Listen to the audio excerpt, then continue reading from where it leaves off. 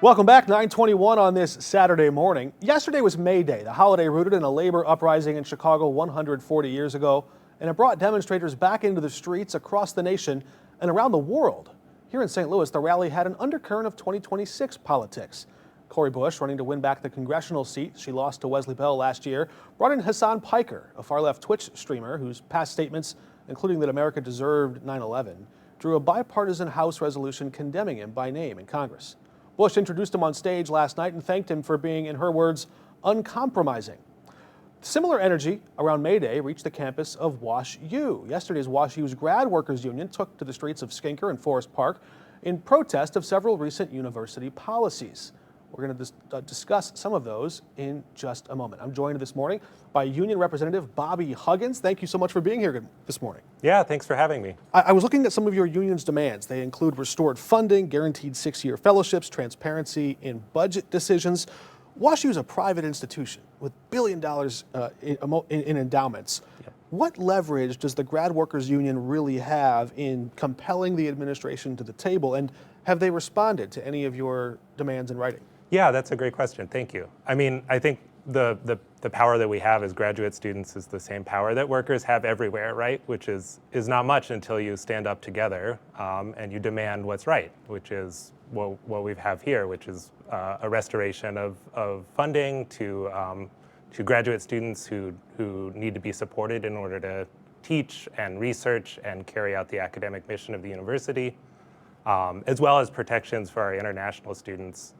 A legal fund in the case they face challenges to their visa or immigration status, preparation should ICE engage in enforcement actions on campus, and other important demands. Yeah, the rally cited that. In fact, it cited the ICE activity in St. Louis, specifically the KSDK story we told about what happened at Rittner High School. Yeah. But again, WashU is a private campus, and so I wonder what specific concrete protections you're asking the university administration to provide to international scholars, and what happens if they don't? Yeah, well, that's a great question. So as a private campus, right, they have the authority, just like any business, to use their Fourth Amendment rights to refuse unlawful search, to refuse entry to immigration agents without a judicial warrant.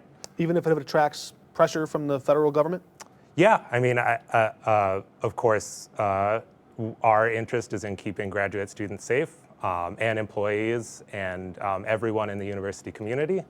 But the best way to do that is to exercise our constitutional rights and say, you know, we're not going to cooperate with ICE unless absolutely legally required to. Bobby Huggins from the Grad Workers Union from WashU joining us. I wonder about this quote. You said the financial crisis at WashU resulted from, quote, excessive short-sighted spending unrelated to research and teaching.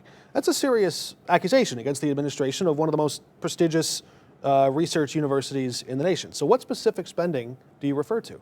Yeah, so there's been a number of large capital expenditure projects. Of course, to some degree, these are necessary for a university, right? Things like the purchase of Fontbonne on campus. There's a new $300 million spent on new HR software. We can debate whether or not these purchases were necessary, but what we're asking is that the university do what's right and put the needs of the graduate students and faculty who actually carry out its academic mission first. And we don't think we should bear the cost of their financial decisions. And if the WashU administration, some of them are watching this morning, I imagine some of them are. Yeah. What is the one message that you hope they take away from this conversation and from these demonstrations on campus? Yeah, I appreciate that. I mean, what I hope they take away is what I've said here. We have the same goal, right? We want WashU to continue to be an outstanding place to teach, to do research, for undergraduate students to learn.